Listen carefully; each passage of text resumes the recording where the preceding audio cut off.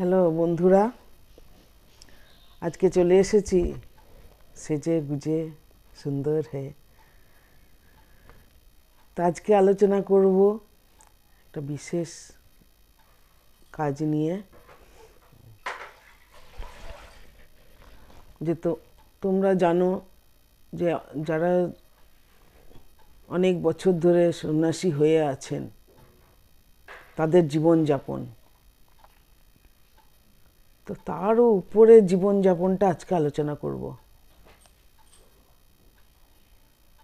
আপনাদের বড়দের প্রণাম আর ছোটদের অনেক ভালোবাসা।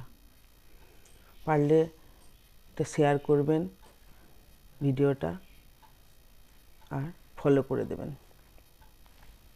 তো আজকে বলি, নাগা সন্ন্যাসী নিয়ে আগের দিন আলোচনা করেছিলাম। কুম্ভ মেলা প্রায় শুরুর দিকে, পৌষ মাস শুরু হয়ে গেছে, সব দলে দলে এসেও গেছেন। তো মহিলা সন্ন্যাসী যারা আছেন, মহিলা সন্ন্যাসীদের চট করে দেখতে পাওয়া যায় না। মহিলা সন্ন্যাসী যারা আছেন তারা বেশিরভাগ সময় একটু আড়ালেই থাকেন। ইহ জগতের সামনে চট করে ওনারা বেরোন না। তো ওনারা যে কাপড় চোপড় পরেন তার নাম হলো গন্তি। সেটা সেলাই করা হবে না, কোনো মতে কোনো সেলাই থাকবে না, এক কাপড় ওনারা পরিধান করেন। তো এই গন্তিটা নিয়ে ওদের চলতে হবে সারা জীবন। 10 বছর টানা কঠোর পরিশ্রমের মধ্যে দিয়ে বাড়ি ঘর সংসার ছেড়ে দিয়ে আসতে হয়। এসে প্রচুর কষ্ট করে ওদেরকে পথটা এগিয়ে নিয়ে যেতে হয়। অনেক মহিলা আছেন এটা এগিয়ে নিয়ে যেতে পারেন না, তখন তারা ওখানে আবার সংসারে ফিরত চলে আসেন। তো সংসারে ফিরত চলে এলো, সংসারও যারা ছেড়ে চলে যায় না, সংসারও চট করে ঢোকাতে চায় না, অনেক বাধা নিষেধ এসে যায়। তো তারা তখন কোনো মন্দিরে টন্দিরে আশ্রয় নিয়ে নেয়। তো সেই দিকটা আজকে বলছি না, আমি বলছি আজকে নাগা সন্ন্যাসীরা কি করেন।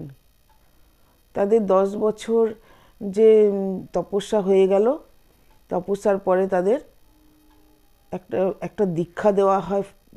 যখনই আমি ঘর ছেড়ে যাব তাদের একটা দীক্ষা হয়। দীক্ষা দিয়ে তাদেরকে আখড়াতে ঢুকিয়ে নেওয়া হয়। তা আখড়ায় ঢুকিয়ে নেওয়ার পরে, আখড়াটা বলি, অনেকগুলো এদের দল আছে, বেশ কিছু সন্ন্যাসিনী বা সন্ন্যাসী নিয়ে এদের একটা করে দল হয়। তো এই দলের মধ্যে তারা ঢুকে গেলে আবার যখন 10 বছর হয়ে যায়, 10 বছর পরে এদের আবার একটা দীক্ষা হয়। তখন আচার্য মণ্ডলী, মুখ্য আচার্য মণ্ডলী, যে মেন আচার্য, তিনি ওনাদের দীক্ষা দেন। সেটাতেও আপনার পরীক্ষা আছে, যে আমি কতটা কৃচ্ছ সাধন করে, কতটা ভক্তি করে পথ এগোতে পারলাম, সেই হিসাবে তাদের দীক্ষা দেওয়া হয়।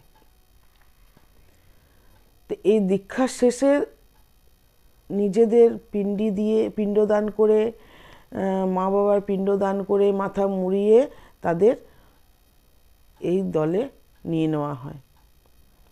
আরম্ভ হয় অনেক কঠিন তপস্যা। তো সবাই সহ্য করতে পারে না। 10 বছরে কিছুটা সহ্য হয়ে যায়, কিন্তু অনেকে আবার নেমে চলে আসে, জামা কাপড় পরে, কিন্তু ঘরেতে আর ঠাঁই হয় না। আমার মনে হয় ঘরেতে আর তাদের ঠাঁই হয় না। এটা একদিকে যেমন ঠাকুর সাধনা করছেন, খুব ভালো লাগছে, কিন্তু অন্য দিকটা দেখতে গেলে তাদের গৃহ সংসার সব ত্যাগ করে যাওয়া, আর সংসারে লোকে ফিরিয়ে নিতে চায় না। তো এরা 1 নম্বর একটা সুপার ন্যাচারাল পাওয়ার। এরা এই পাওয়ারের মধ্যে ন্যাচারাল পাওয়ারের মধ্যে যখন এসে গেছে, সব কিছু ওদের সহ্য হয়ে যায়। কে দেখলো না কিছুই যায় আসে না। তো গায়ে মাখে এরা দুধ, কলা, ছাই, গোবর আর বেলপাতা এসব দিয়ে তারা গাটাকে মিক্সড করে গায়ে মাখে। এতে আমার মনে হয় কিছুটা দৈবিক শক্তি, হাওয়া, ঠান্ডা, জল, গরম সব কিছু থেকে এটা বাঁচিয়ে রাখে। তো দেখতেও খুবই সুন্দর হয় মনে হয়। তারা এতদিন ধরে তপস্যা করছে, তপস্যার একটা তো নিশ্চয়ই ফল আছে। তা আজকে এইটুকুনি। আমার ফোন ঠিক মতন কাজ করছে না, আমি অল্পতেই শেষ করছি। জয় গুরু, জয়। হরে কৃষ্ণ কৃষ্ণ কৃষ্ণ হরে হরে, হরে রাম রাম রাম হরে হরে। শিব উপাসনা, কৃষ্ণ উপাসনা ভক্তি ভরে করে যান, লাভ তো হবেই।